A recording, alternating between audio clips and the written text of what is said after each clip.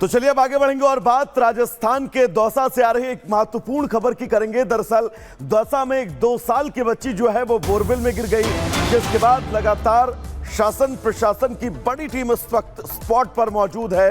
Rescue operation जारी है और पूरी कोशिश यही है कि इस बच्ची को जल्द से जल्द बोरवेल से बाहर निकाला जाए।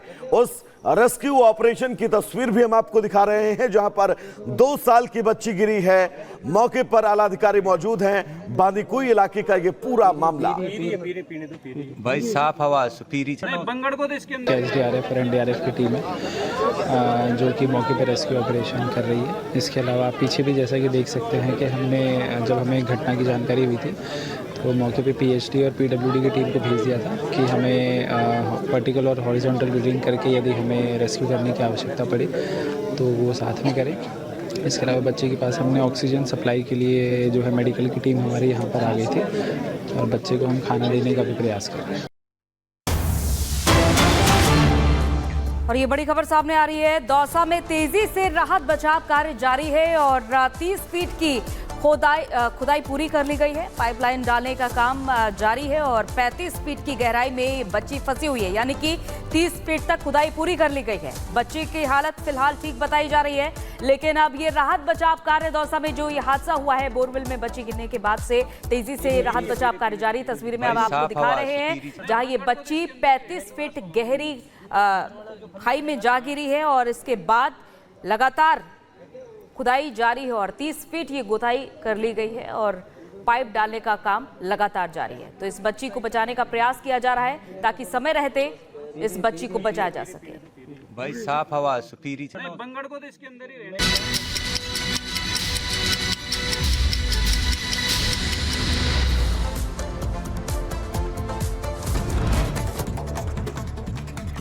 जम्मू कश्मीर के दौरे पर रहेंगे पीएम मोदी। श्रीनगर में रैली को करेंगे संबोधित।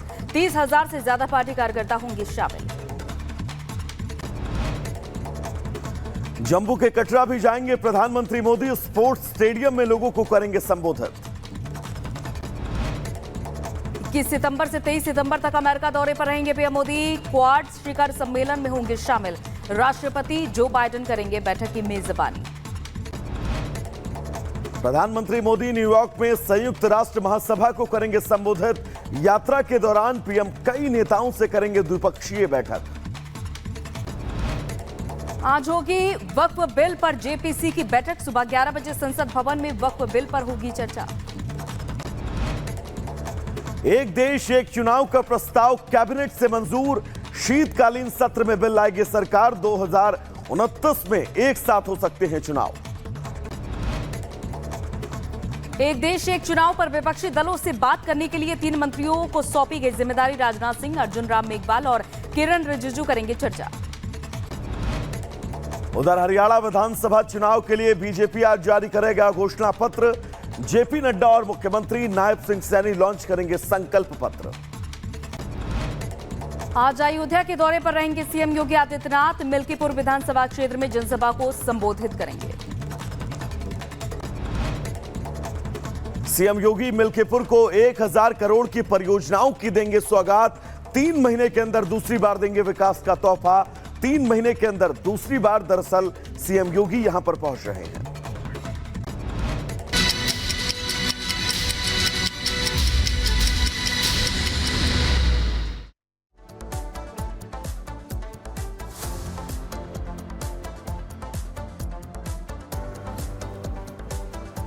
और अगली खबर मध्य प्रदेश से है, जहां सोशल मीडिया पर किए गए कमेंट के बाद से मुस्लिम समुदाय नाराज हो गया। देखिए रिपोर्ट।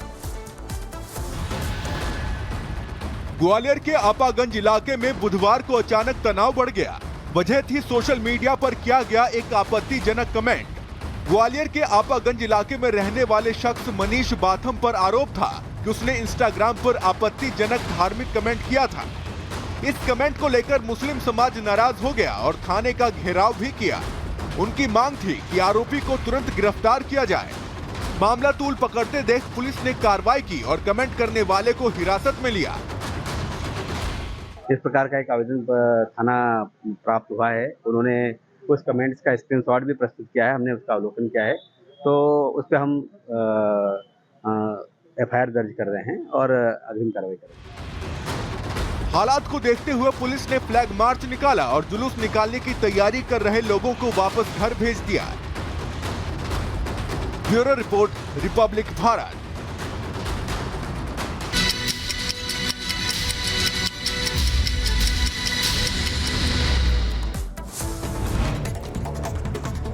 लेबनान सीरियल धमाकों में अब तक 32 लोगों की मौत, कई हजारों घायल, वॉकी टॉकी, सोलर पैनल में भी धमाके हुए। लेबनान सीरियल धमाकों में अमेरिका का किनारा, प्रवक्ता मैथ्यू मिलर ने कहा कि इसमें अमेरिका का कोई हाथ नहीं, अभी हम और जानकारी जुटा रहे हैं। लेबनान के बेरूत में हुए धमाकों का सीसीटीवी वीडियो आया सामने। मोबाइल की दुकान में काम करते वक्त अचानक फटा पेजर, धमाके में दोनों कारीगर पाल बाल बचे। लेबनान में शव की अंतिम विदाई के दौरान फटा वॉकी टॉकी, धमाके के बाद सड़क पर गिरा शख्स, हादसे का वीडियो आया सामने। लेबनान में कार के अंदर लगे वायरलेस सिस्टम में धमाका, धमाके के बाद कार में आग, कार पूरी तरह जलकर खाक। लेबनान के बेरूत में हॉस्पिटल की पार्किंग में मिला विस्फोटक, सेना ने बम को किया डिफ्यूज, लोगों ने ली राहत की सांस।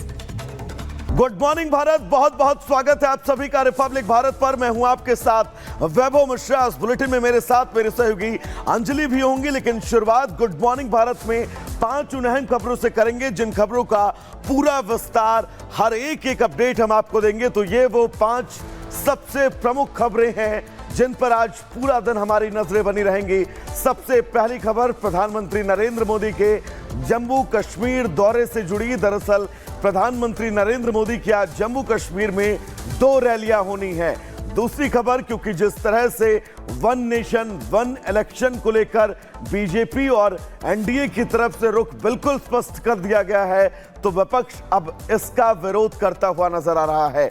तो वहीं तीसरी बड़ी खबर आपको बता दें, चंद्रबाबू नायडू का वो आरोप, जिस आरोप को उन्होंने जगन मोहन रेड्डी पर लगाया है, उस आरोप से जुड़ी एक तस्वीर आपको बताएंगे। तो वहीं चौथी अहम खबर, टाइम बम पर क्या लेबनान इस वक्त बैठा हुआ है, क्योंकि लगातार हो रहे धमाके इसी तरफ इशारा कर रहे हैं। तो वहीं पांचवी सबसे बड़ी तस्वीर, बड़ी खबर यह होगी, क्या जेपीसी से समाधान निकलेगा वक्फ संशोधन बिल का, क्योंकि अभी ये अधर में लटका हुआ है, और अब क्या ये समाधान का अगला रास्ता होगा।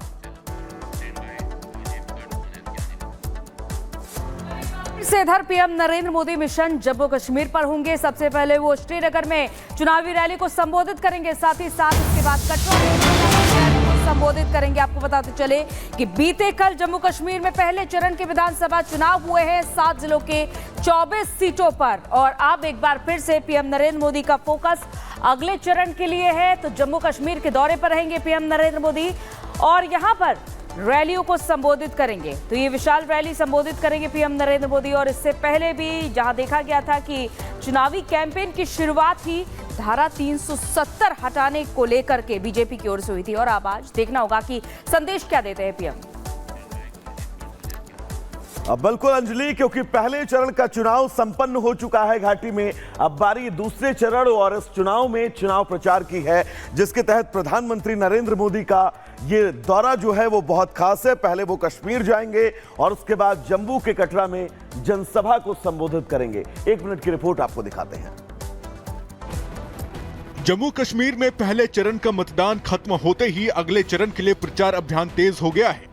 इस कड़ी में आज पीएम मोदी श्रीनगर और जम्मू में 2 रैलियों को संबोधित करेंगे। पीएम मोदी सबसे पहले श्रीनगर का दौरा करेंगे। श्रीनगर के शेर कश्मीर पार्क में पीएम मोदी की विशाल जनसभा होगी, जिसमें करीब 30,000 पार्टी कार्यकर्ताओं के शामिल होने की संभावना है। इसके बाद पीएम मोदी जम्मू के लिए रवाना होंगे।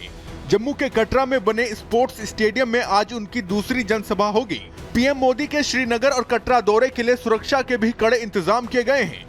चप्पे चप्पे पर पुलिस और अर्धसैनिक बलों की तैनाती की गई है। जम्मू कश्मीर में अगले चरण के लिए 25 सितंबर को वोटिंग होगी। घाटी में पहले चरण के लिए मतदान बुधवार को खत्म हुआ। चुनाव आयोग की वेबसाइट के मुताबिक पहले चरण में 59% वोटिंग हुई। किश्तवाड़ में सबसे ज्यादा 77.23% और पुलवामा में सबसे कम 46.03% वोटिंग हुई।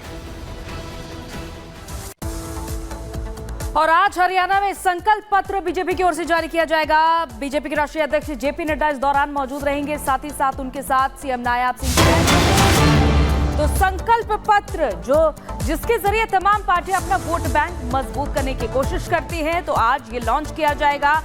और चुनाव से पहले हर एक तरह से कोशिश जारी है बीजेपी की कि किस तरह वोट बैंक जो है उसे किस तरह अपनी ओर लाया जाए। और रोहतक में पार्टी चुनाव कार्यालय में आज बीजेपी के राष्ट्रीय अध्यक्ष जेपी नड्डा और मुख्यमंत्री नायब सिंह सैनी संकल्प पत्र जारी करेंगे। तो देखना होगा कि संकल्प पत्र में क्या वादे लेकर बीजेपी आती है और किस तरह से हरियाणा की जनता को लुभाने की कोशिश जो तमाम पार्टियों की जारी है, बीजेपी इसमें कितना कामयाब हो पाती है। और आज ये अहम दिन रहेगा बीजेपी और हरियाणा की जनता के लिए भी। तो इस हरियाणा चुनाव से पहले संकल्प पत्र आज बीजेपी जारी करेगी। तो चलिए अब आगे बढ़ेंगे, बात वन नेशन वन इलेक्शन की करेंगे, क्योंकि अब ये बताया जा रहा है कि 3 केंद्रीय मंत्रियों को ये जिम्मेदारी दी जाएगी कि वो विपक्ष के तमाम नेताओं से मुलाकात करेंगे। न सिर्फ मुलाकात करेंगे बल्कि वन नेशन वन इलेक्शन को लेकर आम सहमति बनाए जाने की हर मुमकिन कोशिश की जाएगी। और इन 3 केंद्रीय मंत्रियों में सबसे सीनियर लीडर राजनाथ सिंह का नाम है।